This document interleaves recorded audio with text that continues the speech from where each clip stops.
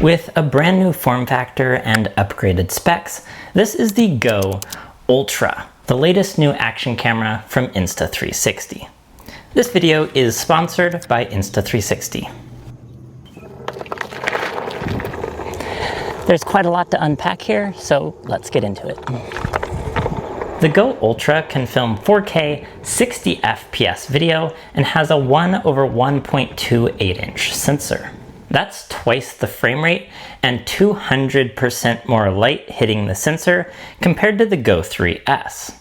This has pure video mode, which means shots that are filmed in low light conditions will look brighter, have nicer colors, and less grain. Plus it has other nighttime features like star lapse and star trails.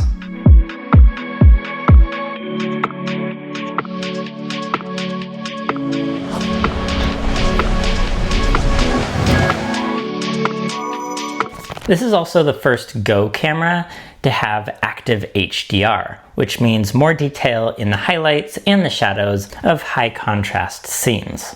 Now, taking a look at the camera body, the obvious differences here compared to the previous GO 3S is that it's now square. It is also slightly larger overall and weighs a bit more at 53 grams compared to the 39 grams of the GO 3S. On the front here, you can see the microphone. And here's a quick mic test so that you can hear what it sounds like just using the built-in mic on this camera. I am outside with a little bit of wind here, and I do have the wind noise reduction setting turned on the camera.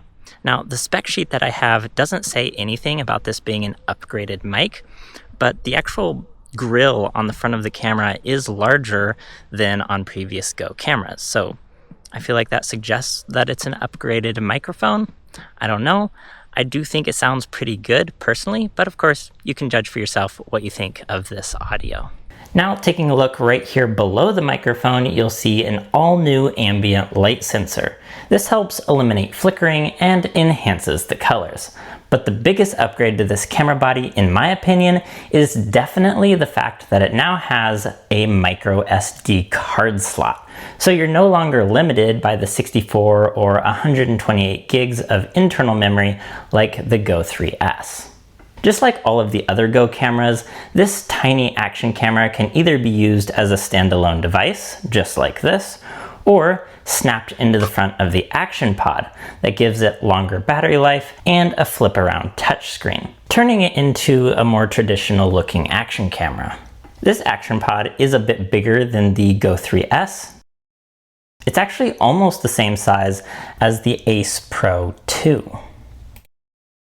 It's just ever so slightly shorter than the Ace Pro 2. But the GO Ultra does actually have the same size 2.5 inch touchscreen as the Ace Pro 2.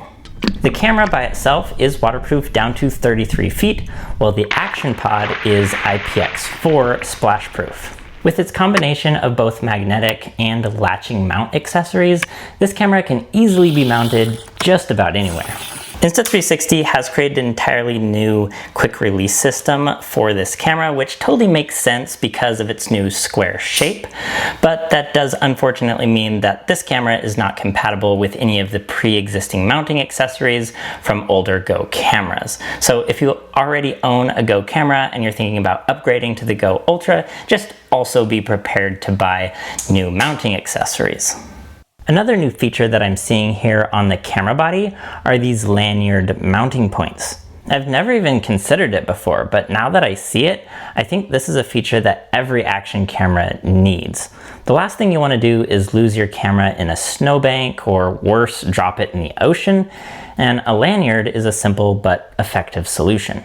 And I really like that they not only put a lanyard mount on the action pod, but also on the camera module as well. On top of that, to even further reduce the chances of losing this camera, it also has Apple Find My built in. So it acts just like an AirTag, where you can add this device to the Find My app, and then your iPhone will keep track of its exact location.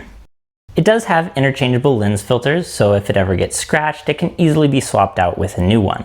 There's also ND filters available for this camera, and there's this new special lens they're calling the Aqua lens, which is specifically designed to counteract the distortion that happens when filming underwater. Most of the Go Ultra shots in this video are either filmed using the dewarp mode or the linear mode, which gets rid of that fisheye effect you would typically have with an action camera. But if you just want to get the absolute widest possible field of view, you can set the camera to action mode, which provides a super wide 156-degree field of view. So here's what the field of view looks like with dewarp mode. And here's what it looks like in action mode.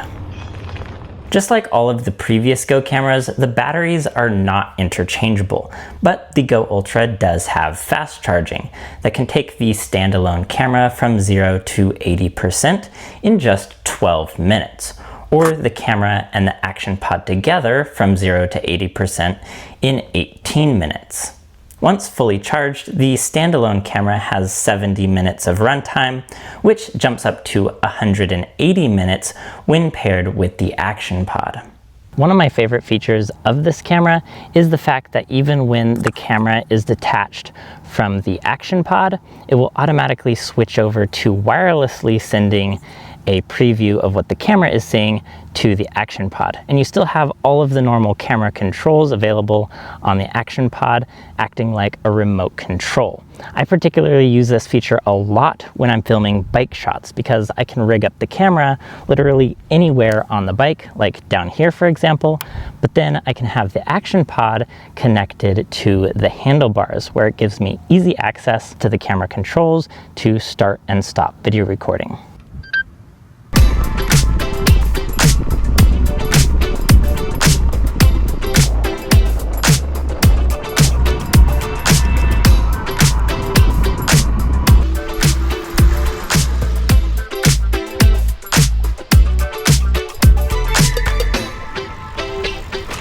While previous Go cameras also had the wireless preview feature, the Go Ultra has upgraded this function to now support wireless playback of clips in the video library.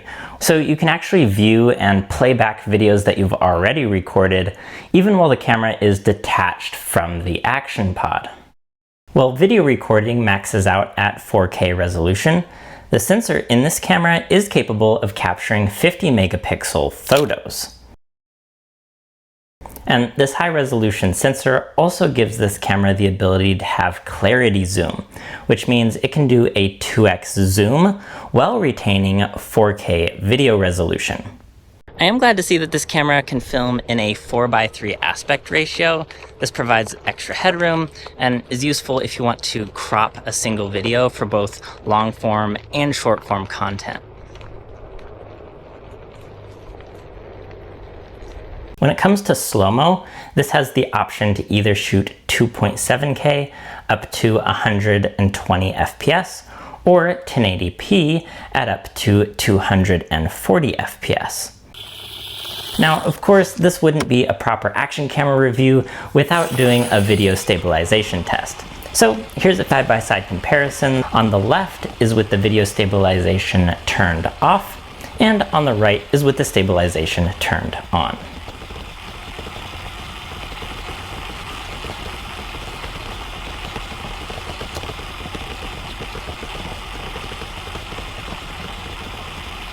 While the Go Ultra is the most advanced camera in the Go lineup, it's not actually meant to entirely replace the Go 3S.